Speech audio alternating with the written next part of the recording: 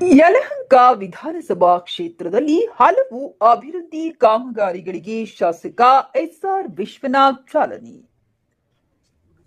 ಯಲಹಂಕ ವಿಧಾನಸಭಾ ಕ್ಷೇತ್ರದ ಸಿಂಗನಾಯಕನಹಳ್ಳಿ ಹಾಗೂ ರಾಜನಕುಂಟಿ ಗ್ರಾಮ ಪಂಚಾಯಿತಿ ವ್ಯಾಪ್ತಿಯ ವಿವಿಧ ಗ್ರಾಮಗಳಲ್ಲಿ ಹಲವು ಅಭಿವೃದ್ಧಿ ಕಾಮಗಾರಿಗಳಿಗೆ ಶಾಸಕ ಎಸ್ಆರ್ ವಿಶ್ವನಾಥ್ ಚಾಲನೆ ನೀಡಿದರು.